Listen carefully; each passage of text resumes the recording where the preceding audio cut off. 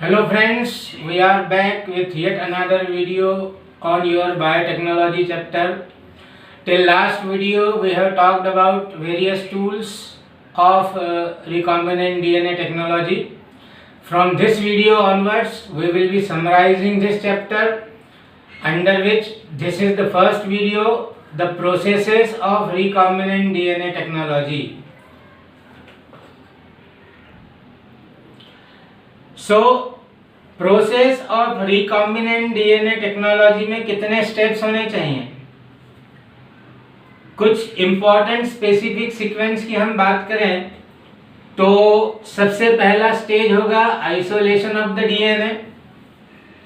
उसके बाद इस आइसोलेटेड डीएनए को फ्रेगमेंटाइज करना पड़ेगा, मींस स्पेसिफिक लोकेशन पर कट करना पड़ेगा।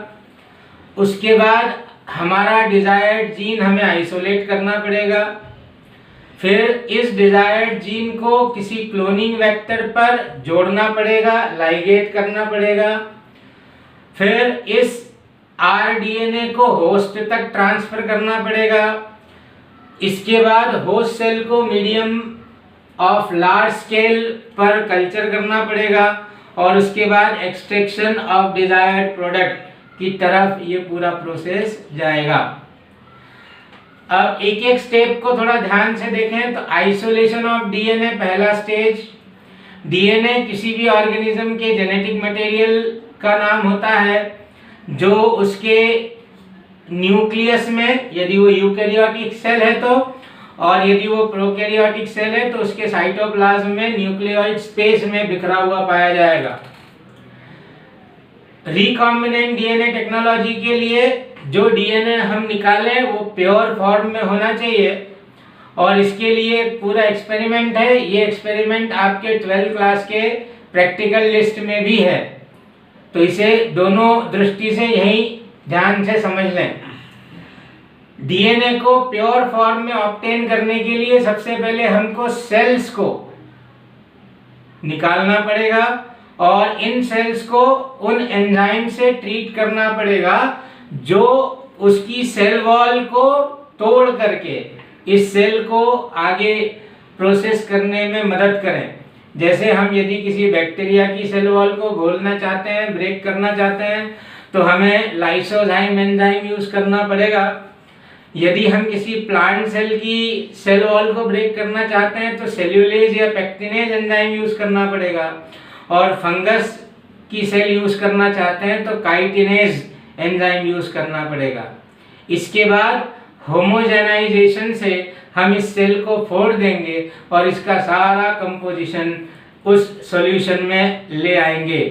तो सबसे पहले हमने सेल वॉल को डिसॉल्व किया, उसके बाद हमने होमोजेनाइज किया। होमोजेनाइज करने से हमारे पास एक ऐसा सॉल्यूशन आ गया है जिसमें सेल के सारे कंपोनेंट अपने अपने लेवल पर इस सॉल्यूशन में आ चुके हैं। अब यहाँ एक बात याद रख लें कि यूकैरियोटिक जीन स्प्लिट जीन होते हैं। आप लोगों ने एक्सट्रॉन इंट्रॉन्स का कॉन्सेप्ट पढ़ा हुआ है।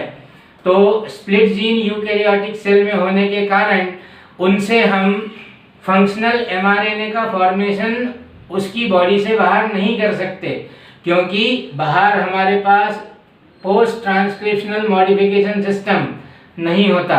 इसीलिए जब भी हमें किसी यूकैरियोटिक जीन का काम करना है तो उस समय हमें एमआरएनए को डीएनए में कन्वर्ट करना होता है। एमआरएनए को डीएनए में कन्वर्ट करने के लिए हम रिवर्स ट्रांसक्रिप्शन की प्रोसेस का इस्तेमाल करते हैं और इसके लिए हमें रिवर्स ट्रांसक्रिप्टेज नाम के एंजाइम की आवश्यकता होती है। इसका डिटेल रोल आपने जेनेटिक्स के चैप्टर्स में पढ़ा हुआ है। ये डीएनए जो रिवर्स ट्रांसक्रिप्टेज की मदद से एमआरएनए को डीएनए में बदल के करवाया जाएगा, इसे हम सीडीएनए या कॉम्प्लीमेंट्री डीएनए के नाम से जानते हैं। जब होमोजेनाइज हो जाएगा या डीएनए ऑब्टेन हो जाएगा, उसको फिर हमें डेंसिटी ग्रेडियंट सेपरेशन की तरफ ले जाना पड़ेगा, जिससे कि एक high speed rotator centrifuge machine में इसे हम ले जाएंगे और इसके सारे लेयर्स को अलग अलग सेडिमेंट कर देंगे। तो इस तरीके से ये पूरा का पूरा डीएनए का जो स्टैक है वो अलग से बन करके हमारे सामने आ जाएगा। जब डीएनए का स्टैक हम आइसोलेट कर लेंगे, उसके बाद इसे हमें प्रोटीएज नाम के एंजाइम से ट्रीट करना है, ताकि जो डीएनए एसोसिएटेड प्रोटीन्स होते हैं जैसे हिस्टोन्स, प्रोटामिन्स, ये सब डाइजेस्ट हो जाएं। और आरएनए भी यदि कोई जुड़ा हुआ है तो आरएनएज एंजाइम की मदद से हम उसे भी डाइजेस्ट करवा देंगे।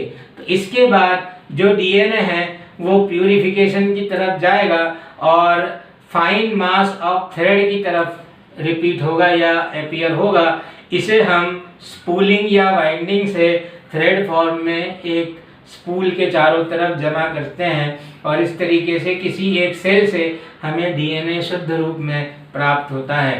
तो इस डीएनए की मात्रा पर अब आगे की प्रोसेस डिपेंड करती है।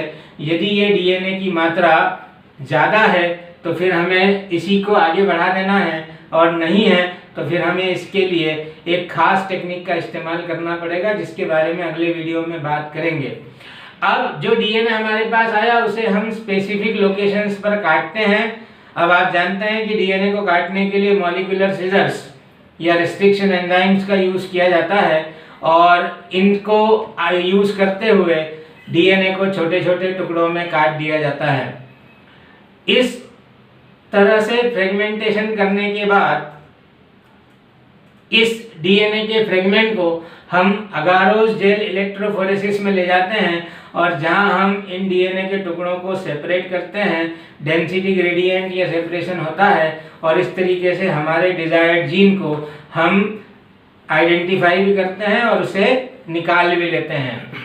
यदि डीएनए का अमाउंट ठीक है तो इस प्रोसेस को यहीं तक ले आएंगे, लेकिन यदि अमाउंट ऑफ डीएनए बहुत कम है तो फिर हमें किसी ऐसी टेक्निक की ज़रूरत पड़ेगी जो डीएनए के अमाउंट को थोड़े ही समय में कई गुना बढ़ा सके, मतलब एम्पलीफाई कर सके। इस टेक्निक को पीसीआर या पॉलीमरेज चेन रिएक्शन कहते हैं। पॉलीमरेज चेन रिएक्शन को हम अगले वीडियो में बताएंगे। यदि आपको हमारे ये वीडियो अच्छे लग रहे हों तो इसे लाइक, शेयर और सब्सक्राइब कीजिए, और इसी तरीके से हमारे वीडियो देखते रहेंगे। धन्यवाद।